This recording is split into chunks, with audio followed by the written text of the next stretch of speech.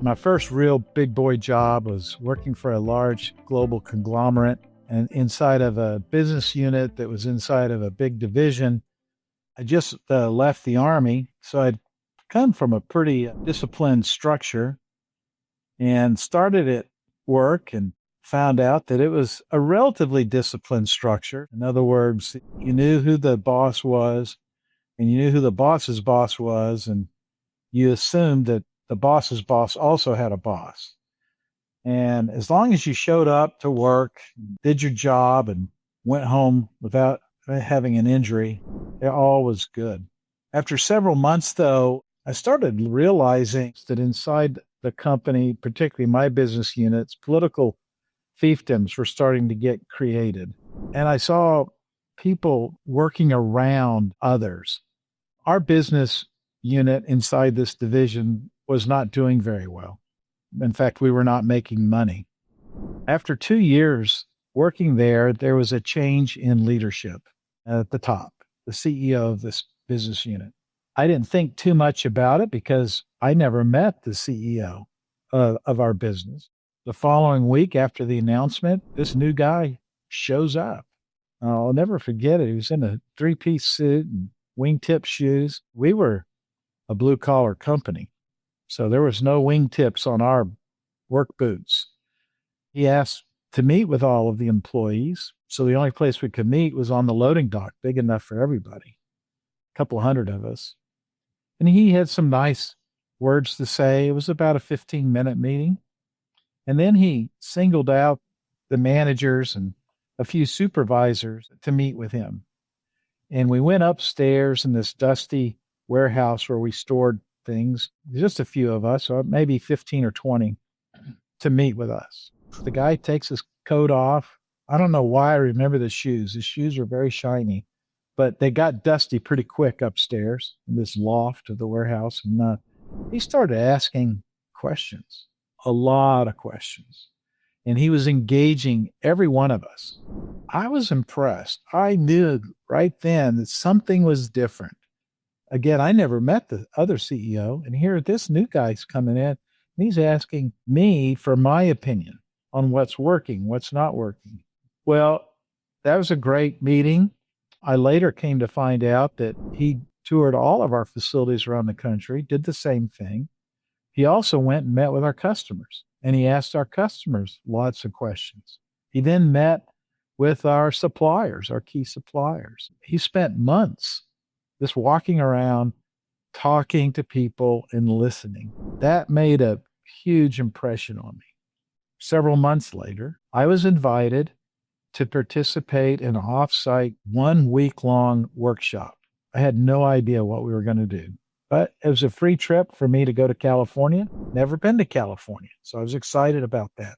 Rented a hotel room. I think I was one of 20 or 25 people, I can't remember, that were all in various levels of management. I was at the bottom of the rung. I was more of a supervisor than the manager. Quite honestly, I was surprised I was invited. And what did we work on? We worked on, well, what kind of business do you want to be involved in? Thought that was a strange question. But he wanted to know, what does it feel like to work here? How do you want your families to feel about the business that you're working with and for? How do you want our customers to feel? So we were talking a lot about culture, and I didn't know it was culture. We wrote a vision statement and a mission statement and a set of core values during that week. I was surprised to see how engaged we all became, and we started really debating around words. It became real to me all of a sudden that we were creating something very different and new. And that's where I really found out that culture made up of people makes a real difference. That's the real competitive advantage. That's the secret weapon, so to speak, in the marketplace. And why do I say that? Because after a year of writing that vision and mission statement, those values, and that very first meeting I had in that dusty loft of the warehouse, we still lost money. We certainly did. We didn't lose as much as the prior year. I didn't know in the prior 2 years that we'd even lost money. So now I knew that we were losing money. Well, that inspired me more. I wanted to be on a winning team. Well, I can tell you the next year we did turn a profit. And after that, for the next 24 years, we were profitable each and every year. And we grew those profits, big profits. We actually became the most successful and most profitable business unit in our industry. You see, that's where I think the power really is. It's within the people. And this leader with the wingtip shoes and the three-piece suit, he knew that. He knew that it was the people that was going to really make a difference. And he knew that a business could really become prosperous when people stopped working around each other and they started building something together with each other. So in a family business, it's the same. In fact, you might even say it's even more important because in a family business, the people side is rarely organizational. It's emotional, it's generational, and it's deeply personal. So don't think about people as an HR issue. It is the core fundamental of being a prosperous family business. So that's why we're talking about this today. So how do you know if you have a people issue or a culture issue? People issues are realized from multiple perspectives. Employees know it if you have a personal or people issue. Customers know if you have a cultural issue. Leadership, your leadership, even you as the founder know if you have it. It's right there. It's right in front of you. But also your family knows. The family dynamics know. And so you need to be aware of it and you need to understand how to deal with it. So let's go a little bit deeper on these different perspectives to identify if you have people issues or not. From an employee, I'm speaking from, I don't know, the 1980s, that my manager didn't really know me, didn't really understand me. Certainly there was no work-life balance back in the 80s, I can tell you that. I don't think company leaders cared about me back then. Again, I never met the CEO of the company. When you're an employee, if you walk in the employee's shoes, you're team members right now. And if you're hearing these kinds of signals that managers aren't engaged, company leaders don't care, I'm being asked to do more than I'm supposed to be doing, there's not good work life, those are not complaints. Those are signals. Signals that you have a culture issue. You need to really pay attention to it. From the customer perspective, all of you all listening to my voice right now today have a story about going in to a great restaurant that you are very excited to eat the greatest food that you read about and to get lousy service. And as a customer, we vote with our feet. If we don't get the great service that we expect, if we're experiencing anything below our level of expectations, we're, as customers, will walk away. And that's why culture is so important.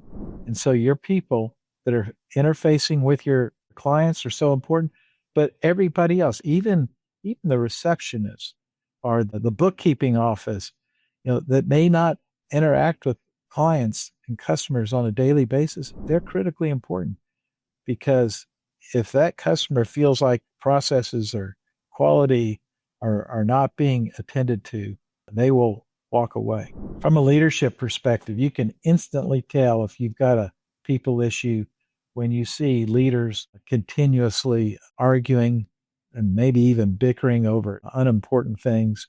You have an accountability issue. I was talking to a group of executive leaders earlier today. They couldn't agree on anything. They couldn't even agree if the day was sunny or rainy, even by looking outside. They were very disagreeable. And so there is an issue. There's a culture issue there. If you have a lack of accountability in your organization, that's where leadership really needs to step in. I'll also say another indication or sign of a people issue is look at your financial statement. If you're seeing inconsistent revenues or if you're seeing your profits decline, more than likely you've got a people issue that needs to be attended to.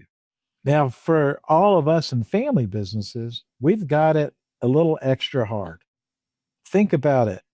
If you are treating your family members that are working in the business differently from non-family members, that's a sign. That's a real problem right there. If you are promoting your buddy into a job or promoting a friend of yours from high school that's been working there above somebody more capable or qualified, that's a people problem. So you want to be really attentive to those kinds of things as watch outs of where you are with your people.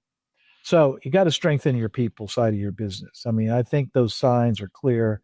Folks know that. The Society of Human Resource Managers did a study and says that it costs 6 to 9 months of a person's salary to replace them. So think about that.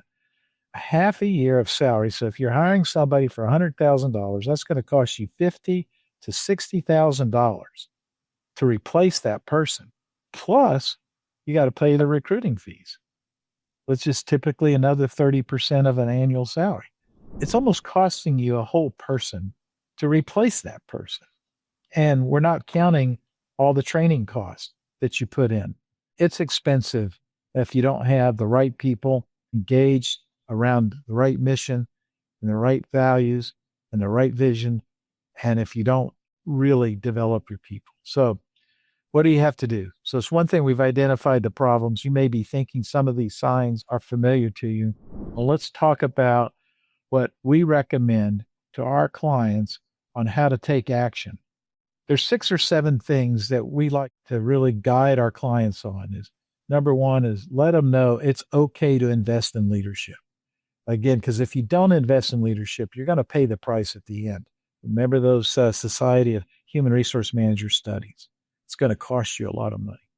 Number two, you need to make sure that you have clarity on how decisions get made, but more importantly, who's going to make those decisions.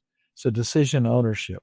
You've got to have an organization that has high standards of accountability. That builds trust. That's number 3. Fourth, you need to really think about what are the real principles of your culture. Are they identity-based principles or are they more team commitment-based principles? So we really say number 4, adopt the commitment-based championship team principles. 5, create a culture of excellence. And then number 6, have a great talent management plan. And part of that talent management plan is making sure you're talking to your people and you are conducting annual performance reviews. Let's take a look at investing in leadership. I'm working with a client right now today. He needs to hire a leader for one of his businesses. He got a market analysis back on what the competitive salaries would be, and it was double what he had budgeted. And he just said, I'm not spending it. I'm not going to do it. And so he told the recruiter he needed to lower the salary expectations. The recruiter said, well, we need to then lower the expectations you have of this leader. You need maybe more of an operations manager or something more technical, not necessarily a leader. And so he was doing that. And he was dissatisfied with the candidates he was getting in. And he just was saying, I need to hire somebody that doesn't need developing. Well, I said, okay, well, you got to pay for that. You got to invest in that.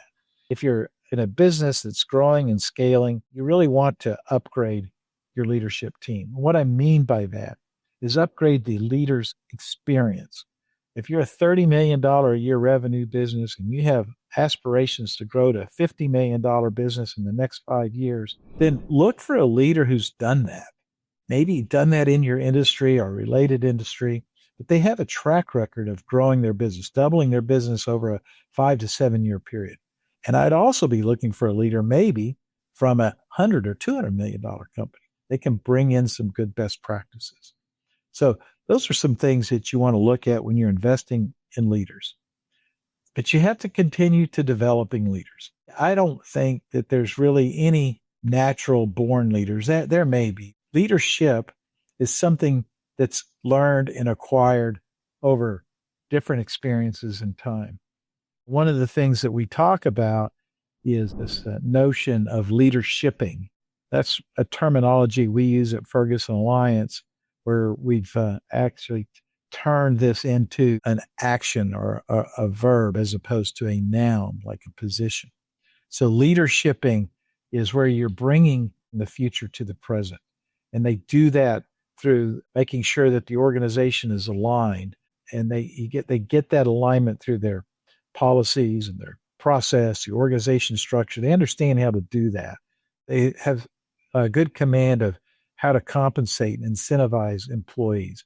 They know how to do budgets and planning. That's how you get that alignment in the organization as part of leadershiping. And then the second element of leadershiping is got to be a really great communicator, a communicator that can clarify what is that future going to look like? What is your role going to be in that future? What the mission and the strategy of the business is, but more importantly, they need to be able to clarify what is your role in delivering on that mission, how that role can continue to grow, and how others' roles can grow in the company. So leadershiping is critically important when you're investing in leaders. Let's talk about decision ownership. We talked about in the last video is governance is how a company makes decisions. You want to define what is your philosophy around making decisions. Are you going to be an autocrat? Are you going to be consensus based? Are you going to be democratic? Are you going to be consensual? We believe that the best way for businesses, particularly those that are scaling and growing in the family business environment, is to be collaborative. So being a collaborative decision maker is critically important.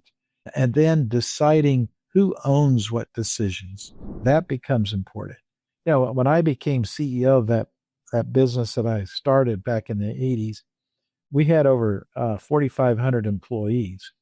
And as the CEO of that business, I owned 5 decisions. I called them my silver bullets. All the other decisions, we pushed that down into the organization to the appropriate level. And over time, I learned that, particularly when we were making acquisitions, that we needed to centralize certain decisions that would give us a competitive advantage and decentralize certain decisions that gave us a competitive advantage.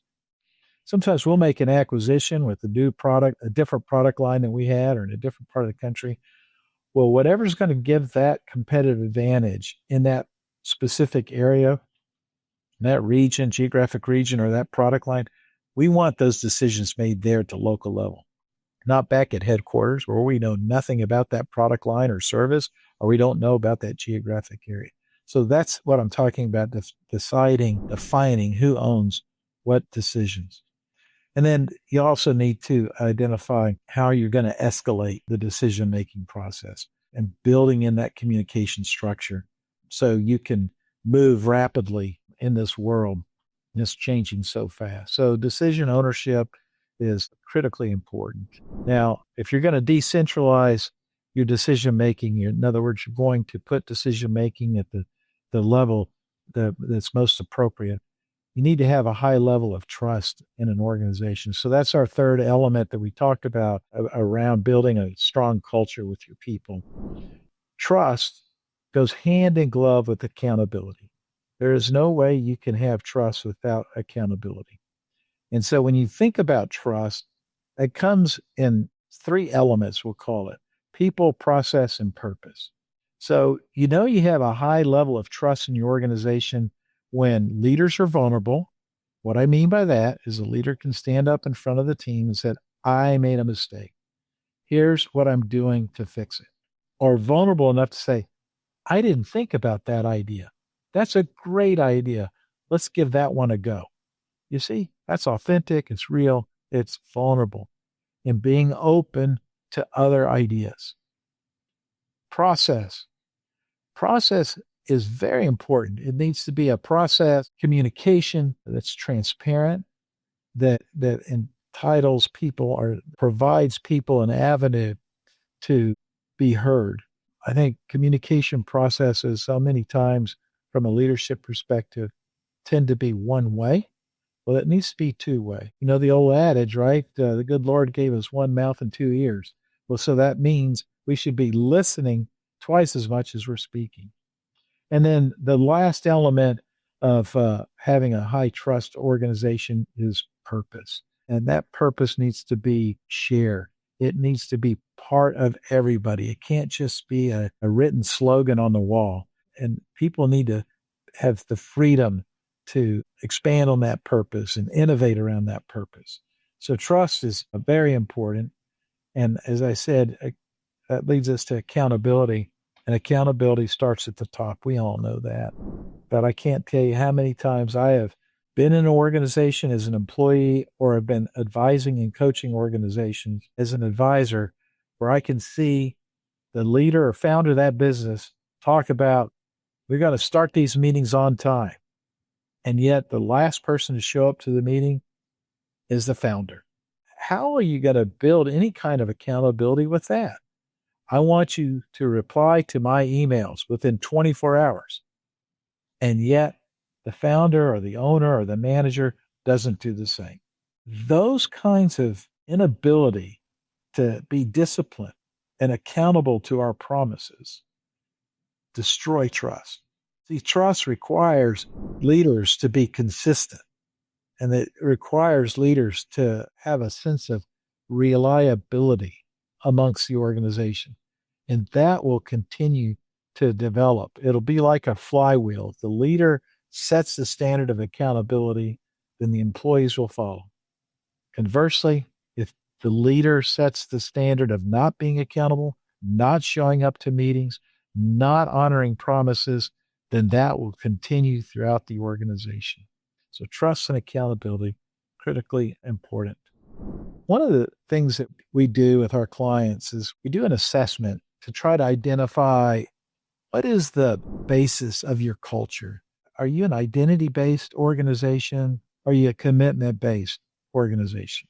So an identity-based organization is one that I think puts a high emphasis on the individual. We will hear things of like entitlements. I am the vice president of sales. I am entitled to make this decision. I don't need operations input on this. I don't care what our strategic plan says. This is my agenda of how I want to get things done. So those would be some warning signs that you're in an identity-based organization. A lot of identity-based organizations will have these silos or political structures. You'll even hear it's better to ask for forgiveness than it is for permission.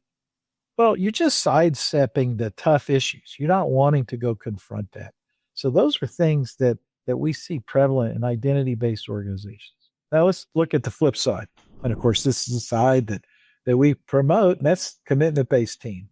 And this is where championship teams really, where the team has a shared vision. Remember that I was telling you in my early story that I really enjoyed that week-long workshop where we debated over words and sentence structure and things of that. It became part of me. That vision was mine. I owned it, and I was going to enable that. I wanted to be successful. I learned that we were not profitable. I wanted to be profitable. I was empowered as an employee. That's a commitment-based team principle versus me running my own agenda, not wanting to share the financial status of the company. I have my team. I don't care about the other teams. That's identity-based. In a commitment-based, it's just trust is non-negotiable. I've only had the privilege a couple times to work in a highly commitment-based team, and it is really phenomenal where everybody just, they're related to the purpose and to the mission, and there's no question about what they're working on. They're communicating frequently, and they're communicating honestly. If there's a problem, if somebody made a mistake, which will happen, we don't try to execute the person that made the mistake. We try to lift them up and say, look, let's work on this together. There's a solution here. Decision-making is decentralized. What I mean, it's pushed down to the most appropriate level. That's what you see in commitment-based organizations. And most importantly, in a commitment-based organization, everybody on the team honors their promises, honors their responsibilities, and fulfills their commitments. So number 4 is, are you identity-based team? I would say those are warning signs versus a commitment-based team. That's going to get you to championship. That really leads into culture of excellence. Why do we kind of pull that out separately? Well, because that is where we believe the secret sauce is. If you have a culture of excellence, that can't be taken away from you. It's yours. The competition is pretty ferocious out there in the markets, and the pace of change is unbelievable right now. Your competition can take your people, they can copy your products, maybe try to improve on your services, but what they can't take is they can't take that culture. And you can let that be your competitive weapon by maintaining that culture and building on that culture. So when we think about a culture of excellence, I want you to think about it from five different perspectives or orientations. From a customer perspective, does your team know and understand and respect the value that a customer brings? So many times, and think about it for yourself. You're a customer, you're buying, you're in a store, and you feel like you are interrupting that employee's time. You feel like you are bothering the person. That's not very customer oriented. So you want your culture of excellence where everybody understands the value of that customer. What about from an employee perspective? Do your employees feel purposeful? Do they feel heard and understood? If they've not, you don't have a good culture of excellence. You want to think about it from a third perspective, from performance. Is it clear? Do you have a standard of what good is? What is great? What is done? You got to have clear standards and clear expectations. And that helps get your performance oriented to excellence. Do you embrace change? In other words, are you oriented around change? Will your organization innovate and improve? Or as soon as your team members hear the word change, they cringe and run away. You're not very oriented around change. And then lastly, around culture is process orientation. See, process is critically important if you want repeatable and scalable business, something that your customers can rely on. Well, now you're no longer going to be consistent with your process. So you want to make sure your team understands the value of having consistent processes and what they're doing, and they're written down, that you're constantly looking at ways to improve.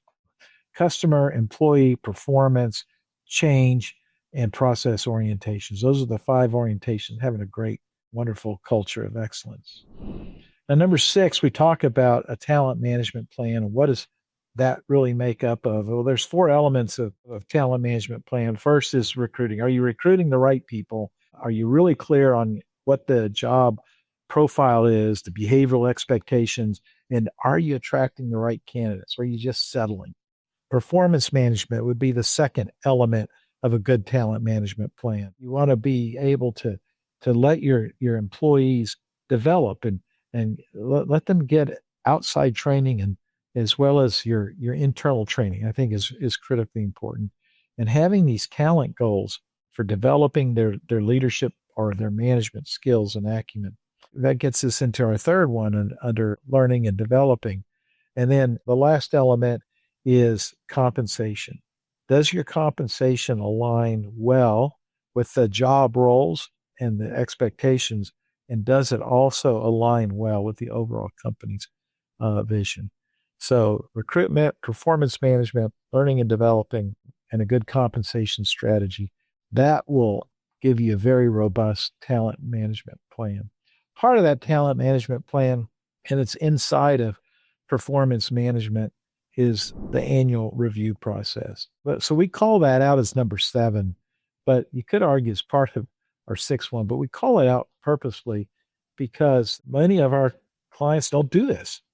They don't sit down at least once a year and talk with their employees. How's it going? What do you like around here? What do you not like around here? If you were king for the day, what would you do that we're not doing? Having those questions. Yeah, did you notice the performance management plan or the review? I'm asking the employee to review me as the leader, us as a leadership team. Then yes, certainly we can do the same with that individual.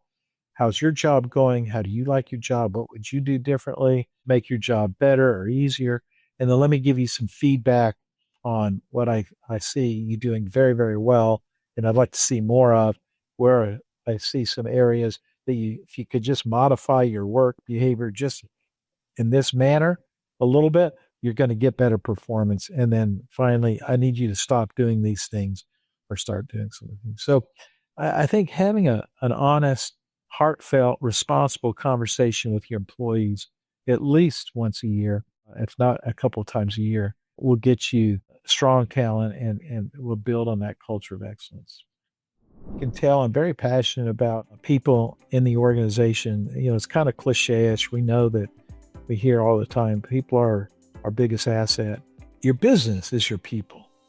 You don't have a family business if you don't have people. To me, that's the message. And so what are you doing to nurture those individuals? And what are you doing to build a culture that wants those individuals to stay with you for their full career? What are you doing to attract other individuals as your company grows and scales? How is your culture giving you a competitive advantage in the marketplace? That's the final message I really want to communicate to you, why people is one of our core fundamentals of having a family business that's prosperous.